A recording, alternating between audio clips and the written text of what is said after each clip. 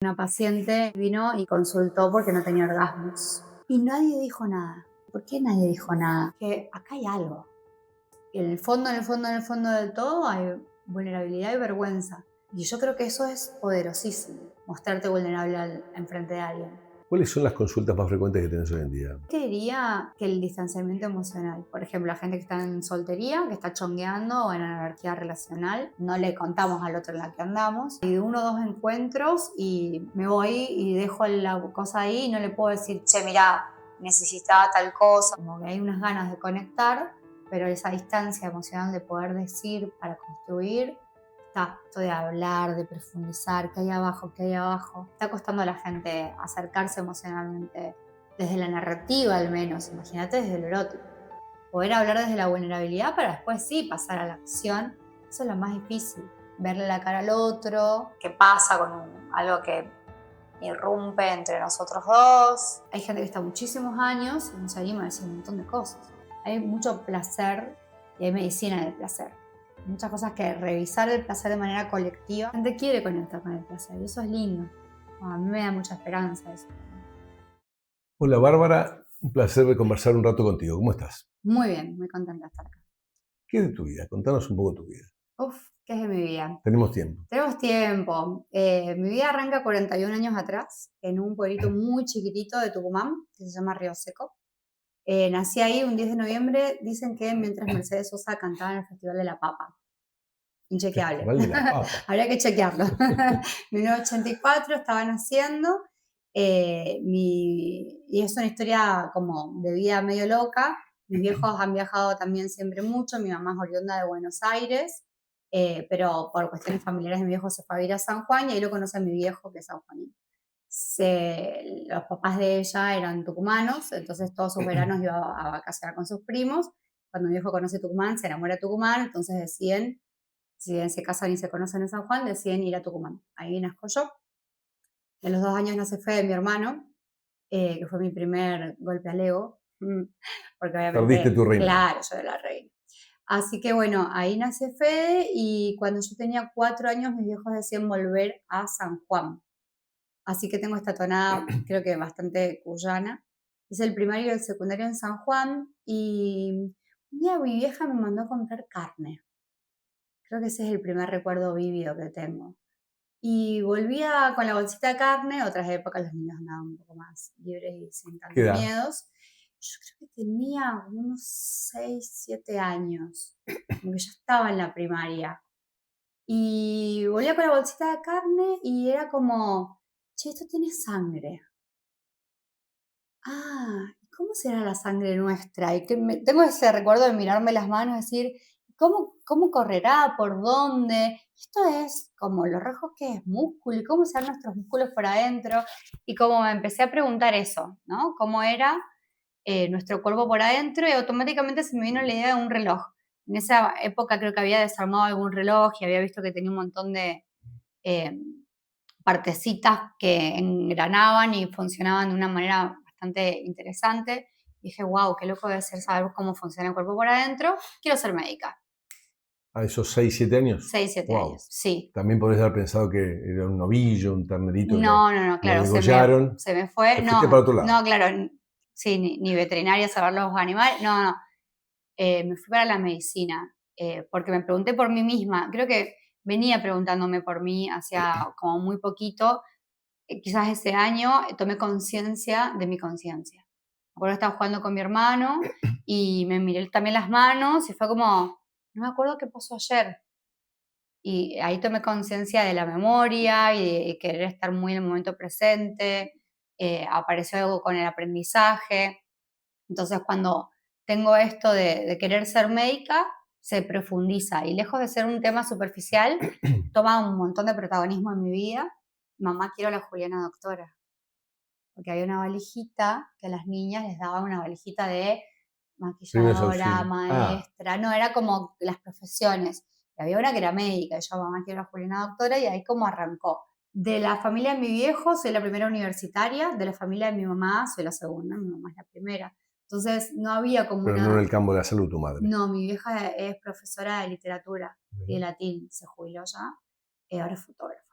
Y mi viejo no es universitario, ahora apenas terminó el secundario, entonces medio como que mi mamá no me estimuló mucho porque tenía mucho miedo de no poder económicamente, que es algo que yo charlé ahora con ella, che, como no me incentivaste mucho, y ella me confesó que tenía miedo de no poder acompañarme económicamente en la carrera. Que la Como carrera que, fuera costosa y no podía ayudarte. exacto, y aparte como que una niña de 6 años te está diciendo eso y te lo sostiene hasta que entré al secundario en San Juan, en un colegio universitario que tenía la orientación química biológica, rendí un examen y todo, entré, y me acuerdo, esto es muy gracioso, me hacen el test vocacional y me da comunicación. Yo no, bajo ningún aspecto esta psicóloga está mal. Yo voy a ser médica, yo siempre supe que quiero ser médica. Mamá, mirá, ¿por qué me dice esto? Bueno, vale, no Piquete. sé. Y ahora terminé haciendo Sí, comunicación en salud, ¿no? muy Como bien. re interesante, le pegó. Así que bueno, me metí en el químico biológico, también me gustaba mucho el arte.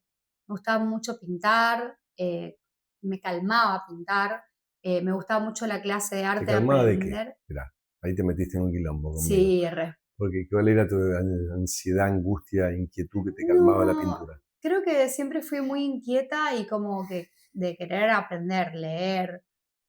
De chica estaba como con muchos libros, mi vieja era profe de literatura, entonces había como libros prohibidos. Entonces yo iba y le pedía, quiero leer este, no es de adultos, no lo vas a entender. Bueno, pero yo no creo que hayan temas de adultos, ¿no? Desde nunca lo creo. Y siempre me sentí grande de niña. No, yo sí voy a poder, bueno, Y la entonces, atracción de lo prohibido.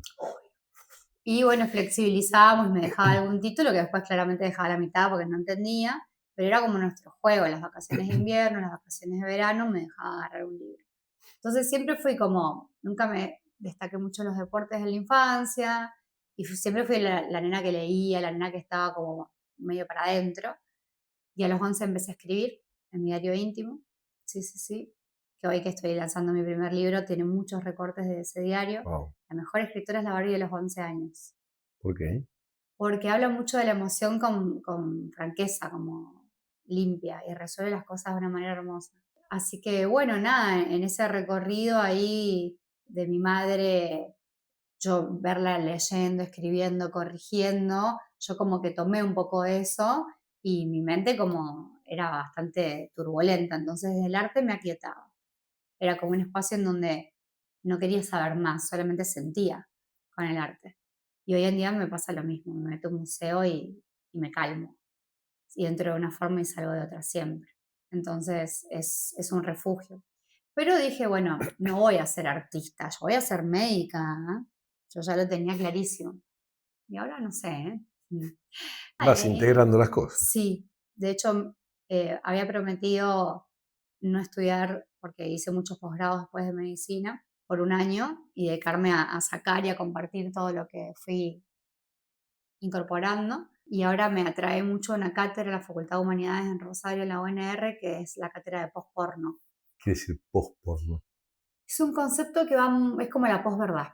Es un concepto que va más allá de lo que ya está establecido en relación a lo erótico y que busca el erotismo desde otros lugares que no sean los reduccionistas genitales, con una búsqueda diversa, desde los roles, la espiritualidad, cuestiona todo, o sea, no da por sentado lo que quizás cuando prendemos un video mainstream de ficción triple X, como que Tuki te entra y ya sabes lo que va a pasar y no hay inquietud. El posporno cuestiona todo y te hace abrir la cabeza y te hace jugar con la imaginación. ¿Está aplicado a la generación de contenidos? Está aplicado al razonamiento filosófico en relación al erotismo. Me gusta más ese lado. Después de que terminé medicina y de que terminé ginecología y obstetricia, que es un posgrado de 4 años, después hice otro posgrado en medicina canábica de 2 años más, hice un posgrado en estudios interseccionales en género en la Facultad de Humanidades también, Inter. estudios interseccionales de género.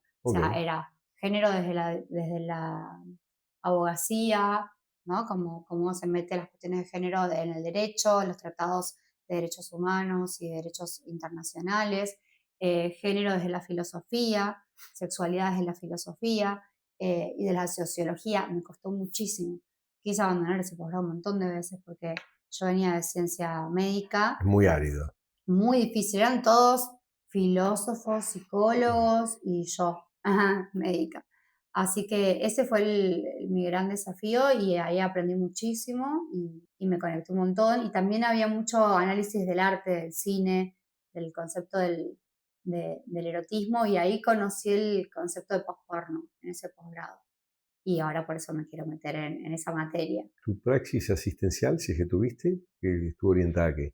¿A ginecología o qué? Yo terminé medicina y me di cuenta que quería ser ginecóloga por una médica, Doris Bellman, una señora genial, divina, con todo su pelo y unos anteojos bien de los 70, que el sábado a las 9 de la mañana en el hospital provincial, o sea, el peor horario para ir a una clase, me hizo despertar la curiosidad de, así como la tuve a los 6 años, de cómo seremos por dentro, tipo, ¿qué puede ser nuestras hormonas, nuestro ciclo menstrual? O sea, somos claramente una máquina increíble. Y dije, qué importante esto, qué importante acompañar a las mujeres. Ella fue la primera mujer que hizo ecografía en Rosario y me súper inspiró. Yo venía a esto, o sea, anatomía patológica para no estar con gente, no sé. Yo estaba investigando en un laboratorio de biología ¿Por qué ósea. para no estar con gente? ¿La gente te Porque, cansaba? no, No, no, vos eras no. más, Creo que soy una desde el persona, colegio, más introvertida. sí, sí. O sea, soy sociable, pero a veces tengo como ahí como un toquecito de espectro autista, que ya me lo he aprendido a validar, por decirlo de alguna forma. Y además soy una persona altamente sensible, hoy me estoy dando cuenta. Me conmueven muchísimo las historias de vida y capaz que me quedo ahí un toque enganchada. Operar me gustó mucho, era como el quirófano también para mí era un espacio de medio como el arte, ¿viste? Como algo de manualidad, de adrenalina, pero después acompañar en el dolor es muy difícil, en el dolor postquirúrgico, en el dolor de un diagnóstico, es difícil. Entonces siempre me conecté con la medicina más desde el placer y como el camino me fue llevando. Lo que pasó fue que ginecología venía con obstetricia y obstetricia es duro, es hermoso, es lo más cercano a la vida, al placer, al bienestar, pero es de alto mantenimiento porque tenés que estar muy en alerta y eso fue como me acompañó a desencantarme un poco de la medicina. Los primeros años trabajé como obstetra, me venía a Campana a hacer guardia de 48 horas, yo sola ahí en el hospital, en la web de Campana atendiendo partos, cesáreas, todo, operando sola, fue medio como una trinchera, por decirlo de alguna forma. Y bueno, nada, y durante mucho tiempo hice eso y a la par terminé sexología, que aparece sexología porque una paciente, yo estaba en el segundo año de la residencia de gineco, y vino y consultó porque no tenía orgasmos. Y fue como un silencio, una incomodidad y ¿Incomodidad tuya? yo no entendía qué estaba pasando. Como que entendía que ella venía con una problemática y el profesional, el especialista que estaba al lado, como no tuvo herramientas, básicamente le pedimos un control ginecológico habitual y la derivamos a la casa, no, nada más. Y, Ninguna emoción en el medio. y nadie dijo nada. Ella no dijo, nadie dijo nada, el profesional no dijo, yo me sentí incómoda, yo también me callé, pero anoté en mi libretita, placer, orgasmo, algo así. Cuando llegué a casa, abrí el libro y ahí encontré que había un capítulo, que era sexología. Y dije, puedo estudiar esto. Porque, ¿por qué nadie dijo nada? Esto es una rama de la medicina que yo no sabía. Y ahí fue otra Que hasta ahí el corazonada. tema de la sexología para vos no era Hasta ahí yo nada. operaba gente, vos tenías una incontinencia urinaria y te pasaba un arpón para sostener la uretra, entendiendo que el clítoris estaba por ahí, pero en los libros tampoco había una anatomía 3D del clítoris, era todo como un tema así. Nadie le preguntaba cómo está su sexualidad antes o después. A veces las mujeres te decían que venían con dolor a la penetración, pero no era como, bueno, no sé, ya te di todo lo que debía para hacer y nada más. Era un tema tabú. Yo Hace dije, 15 años. hace 15 años, que acá hay algo. ¿Por qué nadie quiere hablar? Y cuando todas mis compañeras iban en ginecología, después, cuando sos medio nerd o adicto a los posgrados, que es el caso de alguna gente, todas ya están terminando gineco o están cursando gineco y dicen, yo voy a hacer fertilidad, yo voy a hacer uroginecología. Y yo quería hacer oncología pelviana, yo quería operar cáncer ginecológico. No fui a España, todo, pero se Por me eso era más metió dolor todavía. Vos que sí que te querías escapar del dolor, total. estabas un poco desconectada ahí. Pero alguien lo tenía que hacer. Entonces yo estaba medio desde Ah, ese lugar. Después me fui dando cuenta que me compenetraba demasiado con la cosa. Y bueno, nada, y se me puso en la cabeza esto de, che, pero pará, nunca preguntamos a ninguna persona que vamos a operar sobre su placer. Y ahí fue como un clic, como no puede ser, nosotros estamos trabajando, voy a decir entre comillas, ahí abajo, el órgano sexual más importante para mí es el cerebro, pero igual estamos atravesados por la genitalidad y no le preguntamos nunca nada a la gente. Así que bueno, y ahí a todo le quería meter sexualidad yo en el medio. Y mientras hacía obstetricia, terminé el posgrado de sexualidad y mientras me fui a hacer una rotación a España, le conté a un jefe catalán que estaba re loco, pero era un genio operando, y que estaba haciendo un posgrado de sexualidad. Me dice, no, nena, ¿te puedo dar un consejo? Sí, hace eso. La mayoría de los que lo hacen son psicólogos, vos sos médica. Ningún ginecólogo lo hace, yo no conozco a nadie que lo haga. Y fue como, ok. Y fue difícil el camino. ¿Por qué? Mucho bullying de colegas, puntualmente. ¿Pero bullying porque no es un tema serio o porque se presta a la joda porque no lo toleramos la emoción? Exacto. La gente insulta con la genitalidad, insulta con la sexualidad, ya de ahí vamos, ya con connotación negativa. Hace chistes con la sexualidad, de hecho hay toda una categoría de los chistes que es el doble sentido. Es muy No, masculino eso. sí, sí, lamentablemente también algunas mujeres machistas también lo hacen, ¿no? Todos tenemos un poquito de machismo introyectado. Entonces, era como, yo hice mi posgrado, yo estaba contenta, entendía que era para mí la más difícil de todas las ciencias porque tenía que saber de endocrino, tenía que saber de urología, de ginecología, de situaciones quirúrgicas, de salud mental, de psicofármacos, de psicoterapia.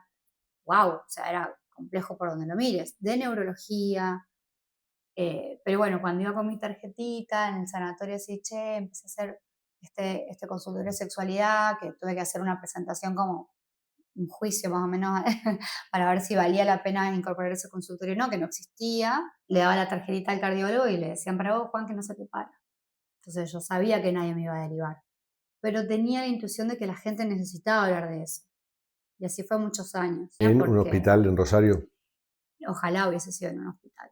Ofrecí hacerlo ad honorem gratis en un hospital, pero me dijeron que no, que solamente contrataban y que no había voluntad de contratar a alguien para específicamente sexualidad. Así que lo hice en un sanatorio privado. Y cuando vi que la mayoría de la gente venía del boca en boca, empecé a cuestionar un poco, ¿sí? Y aprendí mucho de mis amigas psicólogas, que la mayoría de mis amigas del posgrado eran psicólogas, no médicas, de esto de que la gente viene por vos, por tu humanidad, no por la institución. Pero los médicos tenemos como esa idea de estoy en el sanatorio X. Entonces fue bajarme del pony a hacer sexología. La medicina tiene esto de andar con la chaqueta, un status quo, que aleja a la gente al final. De hecho está el concepto de, bueno, es cirujano, viste, que no tienen muchas emociones. como, ya como legitimándolo, ¿no? De repente. Y yo nunca pude ser así. Entonces fue como medio difícil porque quería pertenecer, pero entendía que ese tema para la mayoría era un tema incómodo. Para vos que te gustan, que tenés gente rara por la gente trans. ¿Cuánto hace Entonces, esto? 2017 terminé sexología. Sí, casi 10 años. Entonces, es como interesante. Sobre todo es interesante porque nadie lo habla en la consulta, genera mucha incomodidad. Yo ya ahora me divierto, lo hago como un experimento social. Hablo de la temática con mucha naturalidad porque estudio mucho, laburo de esto y entiendo que hay que hablarlo de una manera horizontal, de una manera amorosa. Trato de ser amorosa en la práctica. Así que bueno, de a poquito fui renunciando a esa Barbie de ese lugar.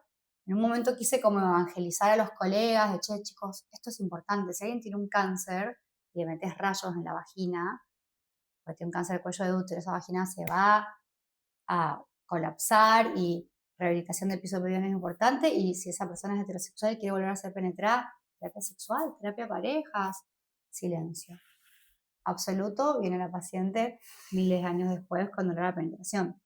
Entonces, como que en un momento dije, bueno, quiero como evangelizar a los colegas de que esto es importante y he soltado esa toalla y ahora estoy del lado de la gente, como con las redes sociales, con mi blog, escribiendo. ¿Y qué pensás que es la emoción que toca o las emociones que toca para ser tan resistido, tan tabú? ¿Qué es lo que está en el fondo, no en la superficie, de esa resistencia?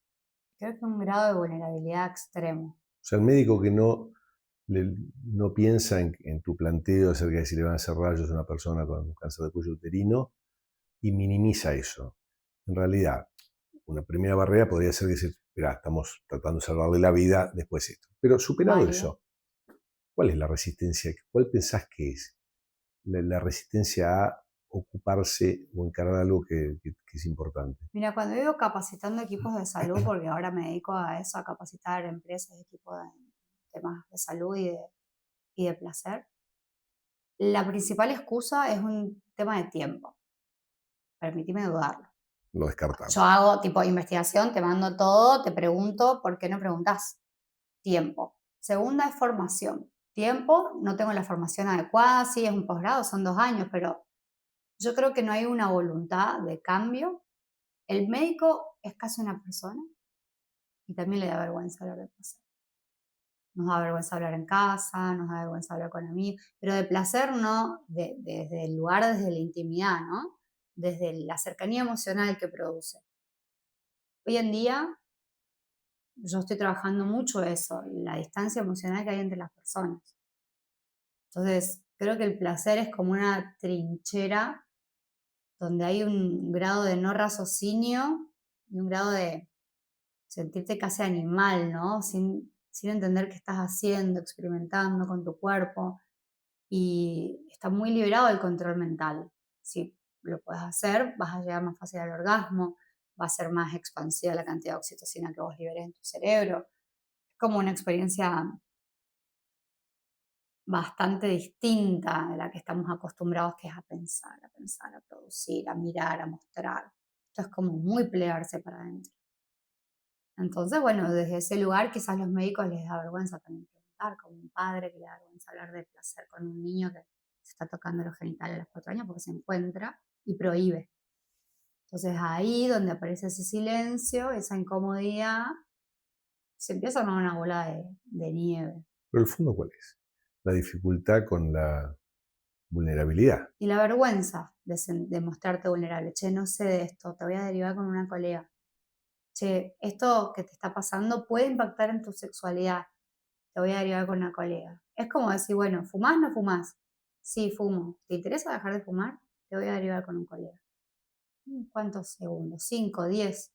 Pero el cambio que tiene que hacer la persona para poder abrir a eso y la naturalización del malestar que tenemos, creo que también ahí es un punto clave. Muy sobreadaptadas las personas al malestar sexual. Sobreadaptadas, ¿qué quiere decir? Que lo niegan y chau. Vos podés estar 2 años con una disfunción eréctil y no consultas. Vos podés estar 2 años con fiebre y no consultás, no. Pero con un síntoma que es parte de tu intimidad, que te expone a cierta vulnerabilidad, quizás sí lo estás. O 2 años con dolor a la penetración, o 15.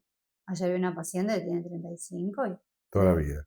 sí, desde los 25 que intentó empezar a usar la penetración y pasar por profesionales que le digan, bueno, ya no te va a pasar.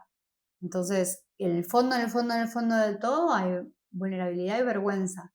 Y yo creo que eso es poderosísimo, mostrarte vulnerable enfrente de alguien. Y si no, no puedes conectar. A Si no tengo mí, lugar para decirte lo que me pasa, mucho menos vamos a claro, encontrar un diagnóstico. claro. Y a mí, yo como que trabajo mucho en la consulta, darle esa herramienta a la persona de que lo hagan como un experimento social. Vos abrite, mostrate vulnerable y fíjate qué hace la otredad. Porque si esa persona, vos estás en el piso simbólicamente hablando y te patea, que estoy escuchando cosas bastante complejas en la consulta, tipo, eso es rara de que te toque el clítoris así. Estoy abriendo la vulnerabilidad de que necesito algo distinto y vos me decís rara. Bueno, eso es una violencia psicológica y simbólica y sexual. Si esa persona te dice, bueno, mirá, no sabía, perdón, voy, a ver, decime.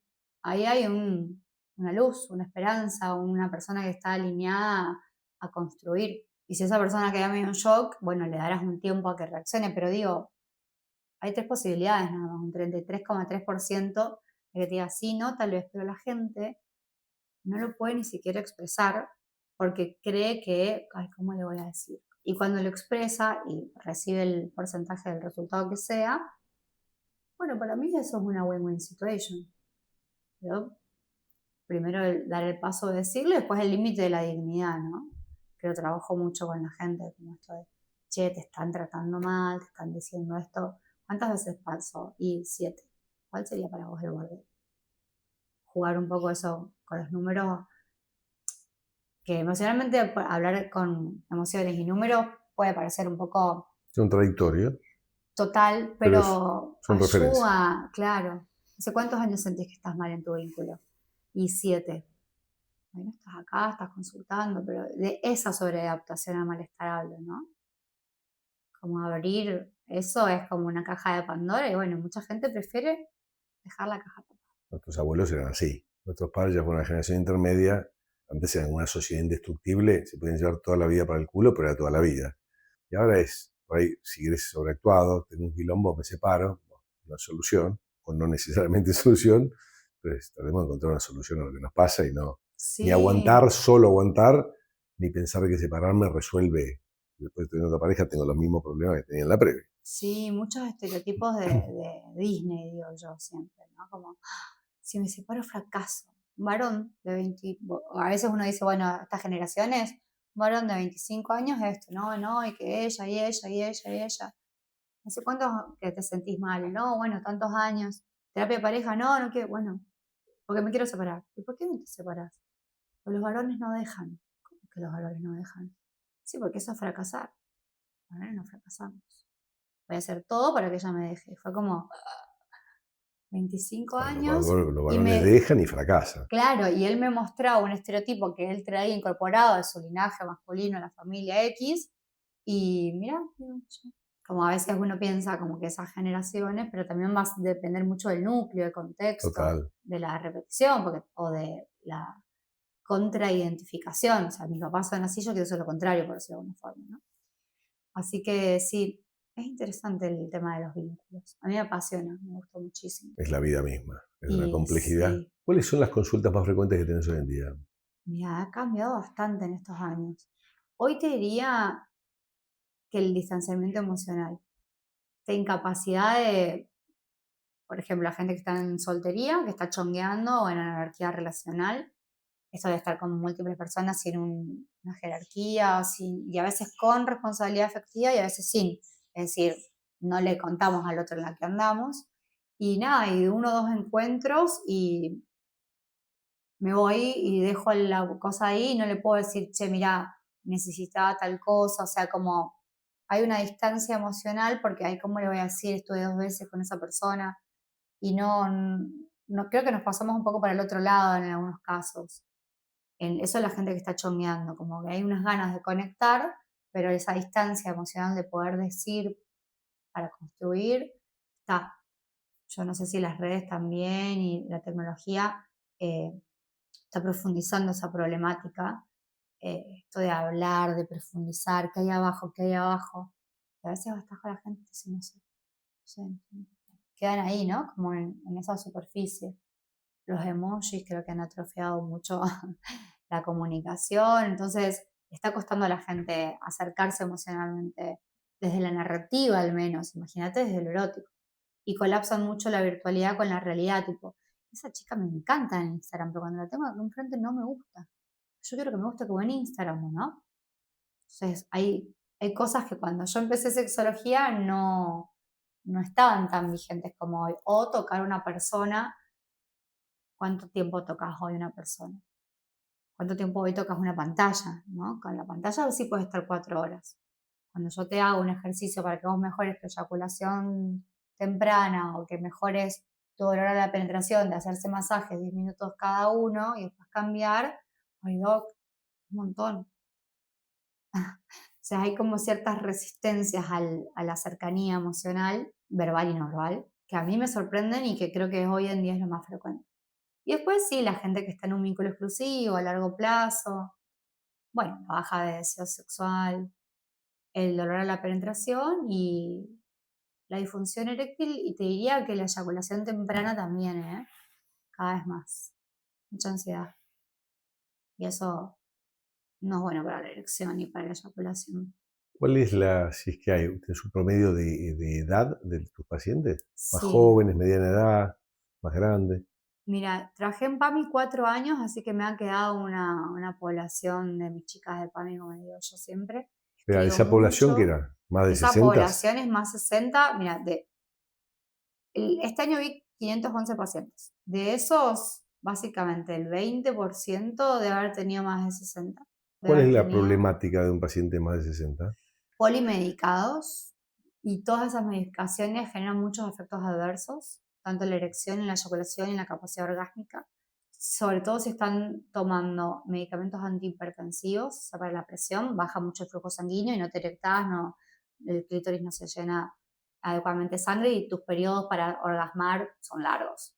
Entonces, eso, ¿no? Dificultad la penetración, dificultad la erección, mucha gente operada de próstata que queda con una lesión de los nervios que no se vuelve a erectar y hay que rehabilitar el placer en ese sentido también.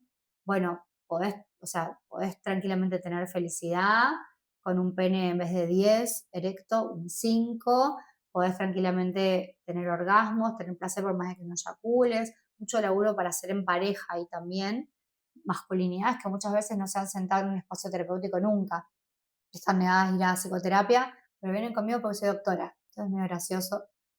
Ah, pero vos no sos psicóloga, sos doctora, que como que colapsan ahí. Es sentarse a elaborar la vulnerabilidad que en las masculinidades más 60, quizás la última vez que fue al médico fue al psiquiatra. Eso es un error ético de la salud en general, no es culpa del paciente. Culpa de por qué la mujer va al ginecólogo todos los años y se testea infección de transmisión sexual todos los años y la masculinidad no.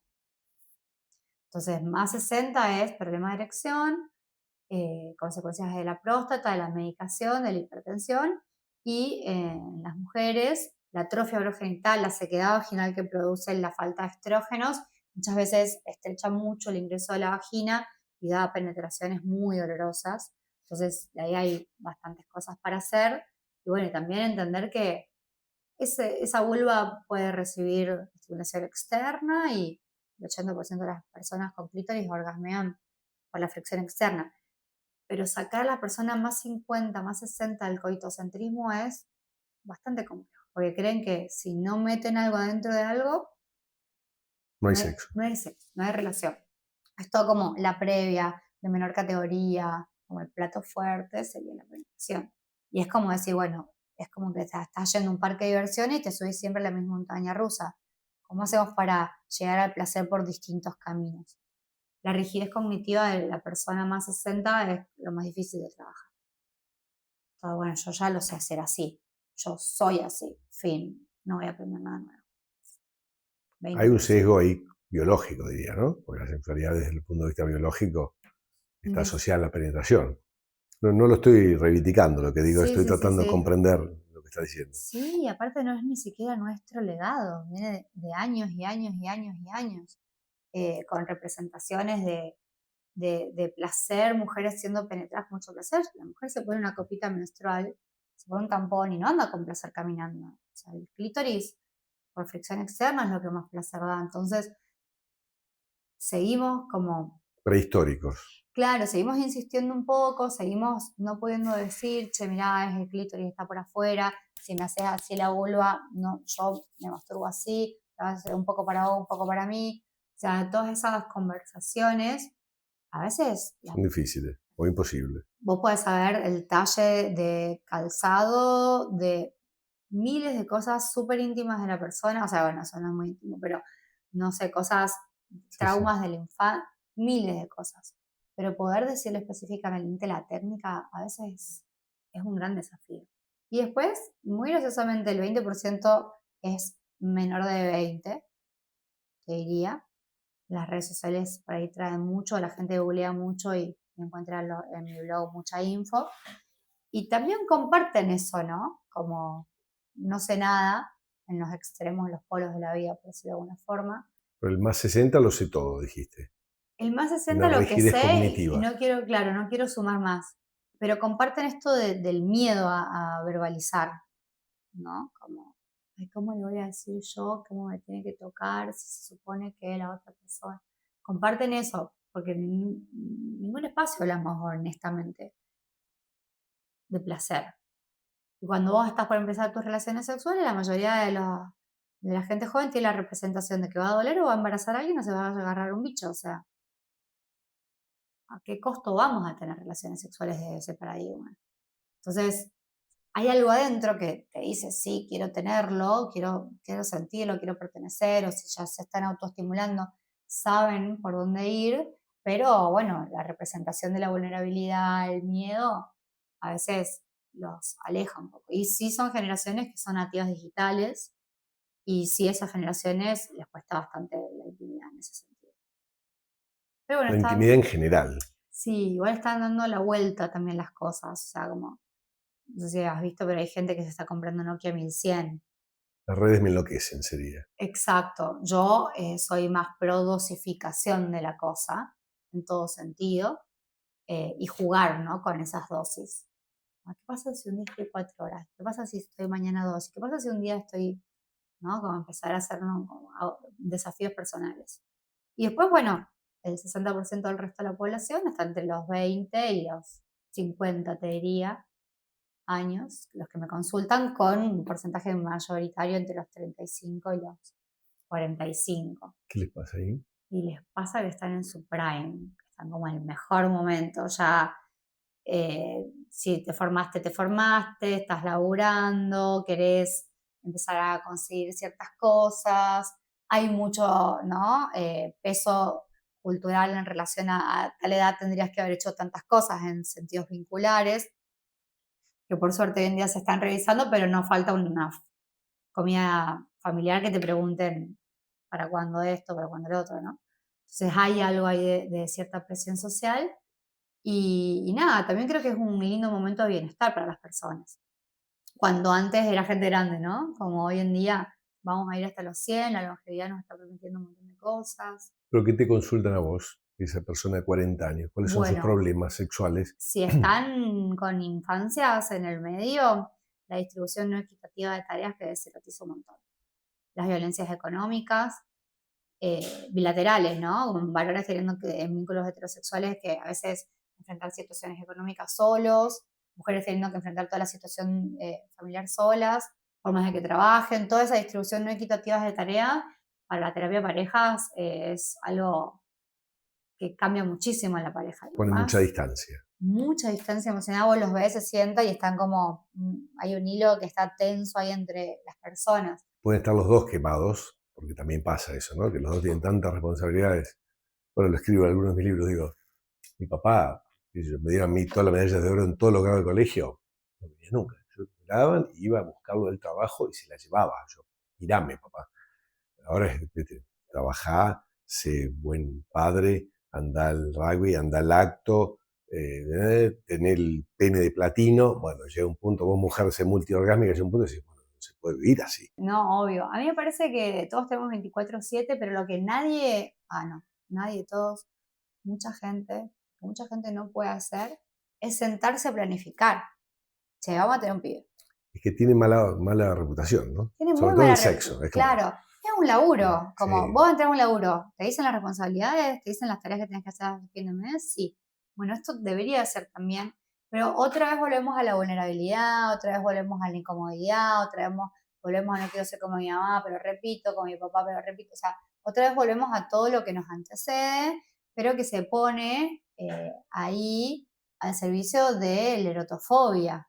¿qué es la erotofobia? Fobia a lo erótico, ¿entendés? Vos estás sobrepasado de todas esas cosas, sobrepasada de todas esas cosas, y en el momento de intimar, yo esto no lo puedo afrontar ahora porque mi cerebro está pensando, yo para erotizarme no tengo que pensar, tengo que Un sentir, vino, me tengo que relajar. relajar, un masaje, un montón de cosas que a veces como que sentimos que no llegamos, no llegamos, no llegamos, no llegamos, no llegamos a todos esos estándares, ¿no? Bueno, mi libro, que sale ahora, ¿Cuándo? breve, marzo. ¿Tiene nombre? ¿Se puede compartir o Se todavía es? llama Poder irse, del malestar al bienestar, del maltrato al amor, de la enfermedad a la salud. Son 10 capítulos donde hablo de situaciones muy frecuentes en la consulta, un capítulo de deseo, un capítulo de orgasmos, un capítulo de los mandatos familiares en relación al placer, ¿no? si haces esto sos una PUTA, si haces esto es de gay, ¿no? Todas las cuestiones que tienen que ver con el género, personas que transicionan, cómo se lo toma su familia, personas de distintos países, un argentino con una rusa, las cuestiones culturales en relación al sexo, placer y sustancias, cómo las personas utilizan algunas sustancias para conectar a nivel íntimo y espiritual y otras entran en un uso problemático siendo la misma sustancia, como los distintos polos. Y el último capítulo es irse del mandato de ser un 10. A mí me costó muchísimo. Me llamo Bárbara. Tengo promedio 8,50 en la facultad. Bueno, te faltó un punto y medio. Che. ¿Cómo no? ¿Cómo no llegué? Así cuando decías esto, un poquito atrás, yo pensaba en una colega tuya, seguramente la conoces, Esther Perel, Ay, sí. una genia, y el otro día la escuchaba hablando de que a veces un encuentro sexual con tu pareja podía ser algo rápido, pero no lo decía quitándole valor, sino como algo más casual, más sencillo. Entonces el periodista que era, pero bueno, entonces ella con mucha inteligencia decía, bueno, vos cada noche que cenás es como la última cena donde tenés el risotto con hongos, con un vino, no, es domingo, estoy cansado, comimos la pizza fría del mediodía, comimos. Total. Y el sexo, o sea, también no tiene que ser cada encuentro Y eso con por las velas. pelis, claro. Nos hemos comido la ficción. No, y la romantización de la cosa y la exigencia de ser Te un 10. mata. Entonces, el último capítulo, me estoy spoileando, pero bueno, busquen el libro. En el último capítulo hablo del concepto de irse del 10 a un número que te potencia y te expande. El placer es infinito. Si vos vas, entrás y decís, me lo merezco, en vez de decir, ay, no, esto, Tendría que ser, mirá cómo se ve el rollo, el pelo, muy difícil, porque no hay que conectar con algo animal, sin pensamiento, todo sensación. Entonces, es algo muy lindo acompañar a las personas a ese recorrido. Tipo, somos monos, vamos a volvernos animales en esto. Y bueno, y es un lindo desafío. el erotismo es algo bien diferencial de los animales, ¿no? Sí, por suerte tenemos eso, por suerte tenemos la fantasía, por suerte podemos jugar a juegos de roles. Digo, más allá de los dispositivos, los juguetes, los disfraces, todas esas las cuestiones que podemos también sumar, también está la voluntad de ser erotofílico, ¿no? Este polo de tipo, ay, no, estoy cansado, no quiero nada que ver con el sexo.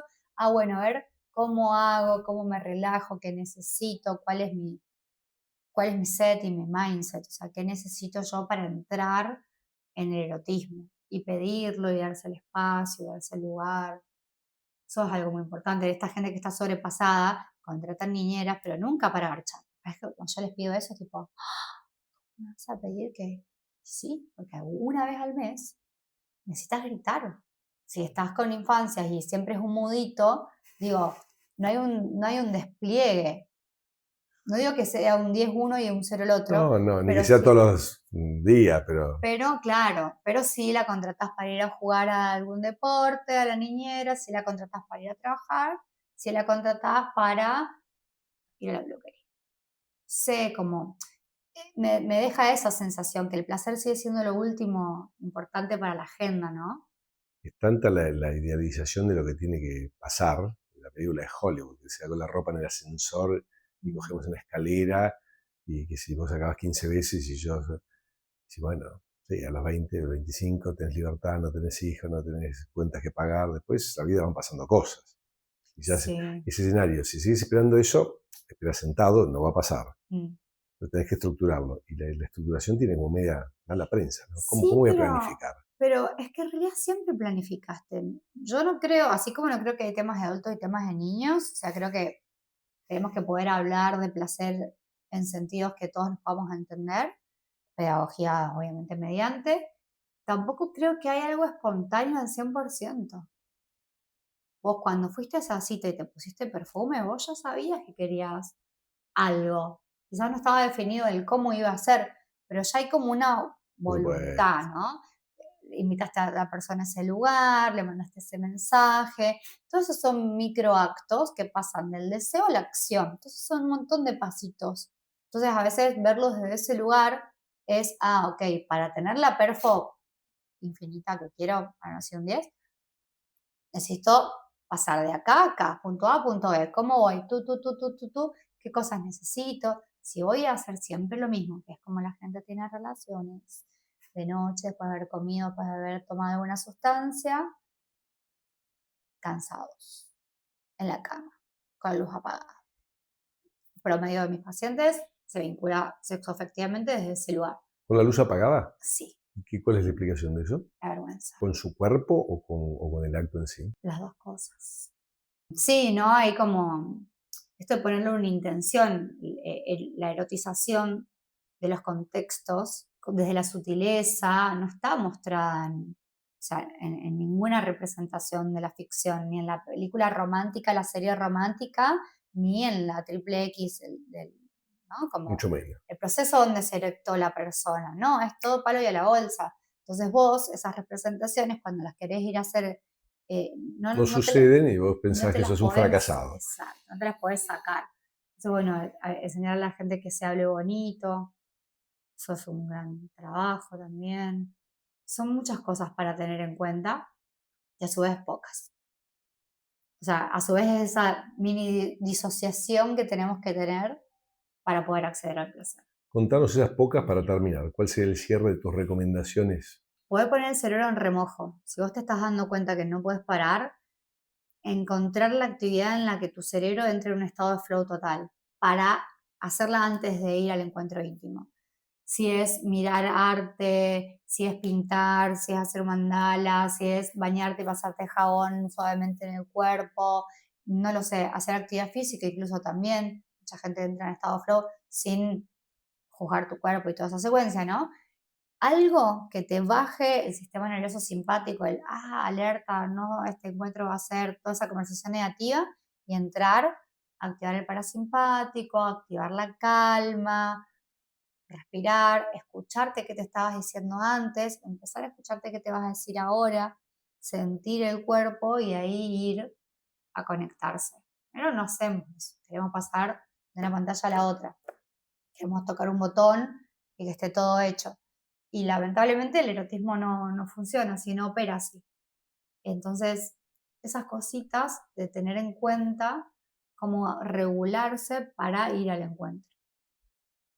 Y también transmitir lo que uno necesita para que el otro tampoco venga con la ficción triple X a tirarme 7 poses y yo todavía estoy pensando en la lista de súper o en mi jefe mañana X, ¿no? Entonces, ese poner la mente en remojo no es tan sencillo como parece. Entonces, mi invitación es eso, ¿no? Como a bajar para conectar. Después puedes hacer las 1000 poses, no digo que no, pero necesitas previamente trabajar un poco el territorio. Tengas un vínculo a largo plazo o seas una persona de una vez. Creo que esa distancia emocional puede estar también en la gente que se relaciona muchos años. Entonces, buscar eso, ¿no? Como me lo merezco, este es un momento lindo, alivianar la cosa, sería como una gran recomendación. Había dicho lo último, pero me tentaste. Tiraste dos extremos, el vínculo a largo plazo y el encuentro una vez. ¿Qué pasa y cuáles son los ejes de los desafíos en cada caso? Mirá, medio como que comparten el no poder hablar, ¿eh? Ay, ¿cómo le voy a decir? Lo veo una sola vez. ¿Viste cuando vos vas a comer y le pedís, si comes carne, el punto de la carne, si te gusta seco, jugoso, o pedís una ensalada, viste que la gente te pide la lechuga Sí, acá, sí. bueno, La tortilla babé a punto. todas esas cosas que nos pasamos por el cuerpo, que nos dan placer desde la gastronomía, a una persona desconocida, si simbólicamente podemos hacer esa transferencia de decir, y aparte, aunque sea sexo ocasional, es información si el otro otra vez La ignora. la ignora. O sea, vos después tomás decisiones, pero vos lo blanqueás. Yo te mando juegos por mail, de preguntas y respuestas. Puedes sextear antes de la cita para hacerlo ahí. Tengo un juego de cartas virtual, lo haces al juego, lo invitas a jugar, lo invitas a charlar. Si ves que se pone incómodo, jaja, yo también me pongo incómoda. O sea, poder hablar desde la vulnerabilidad para después sí pasar a la acción. Eso es lo más difícil, pero la gente se pasa a la gente por el cuerpo sin haber chequeado ciertas cosas antes, ¿no? Como una entrevista sexual. Puede ser muy erótica también. ¿Qué es lo que hay que chequear? Su apertura a lo que yo Claro. expreso. Usted no te dice que sos raro para empezar o raro. Ay, qué raro, nunca me pidieron eso.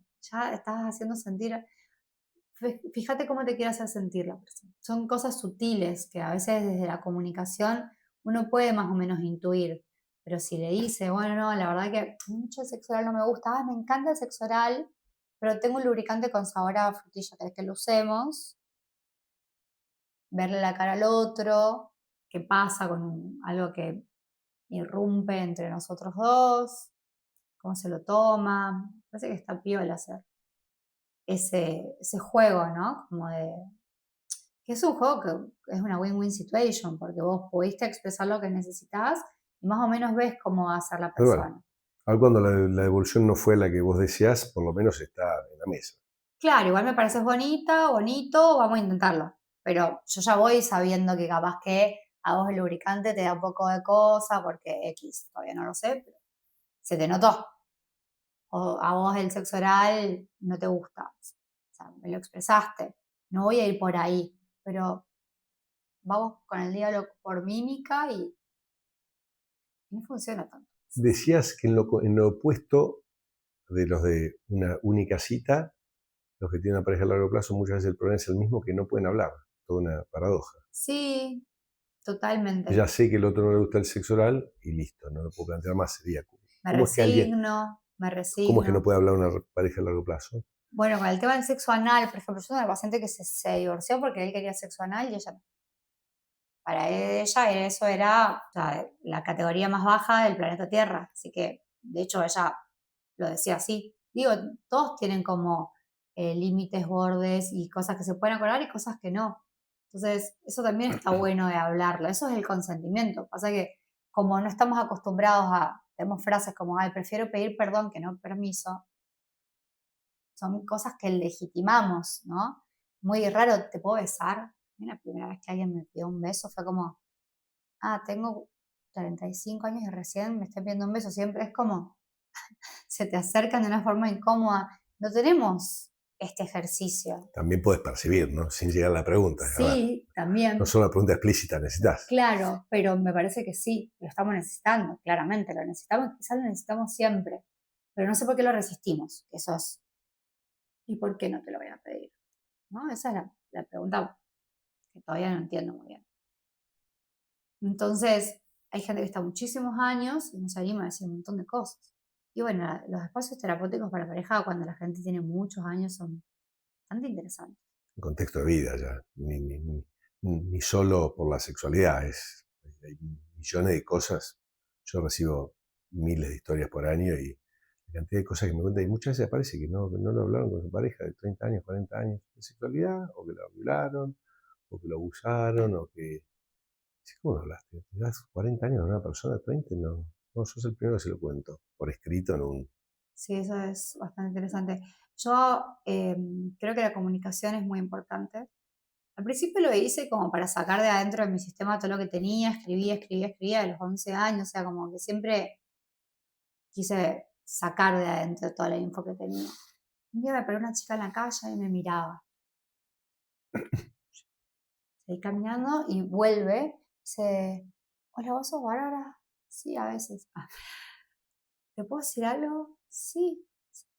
Escuchando una nota que te hicieron en la radio me di cuenta que me estaban abusando. Te quería agradecer.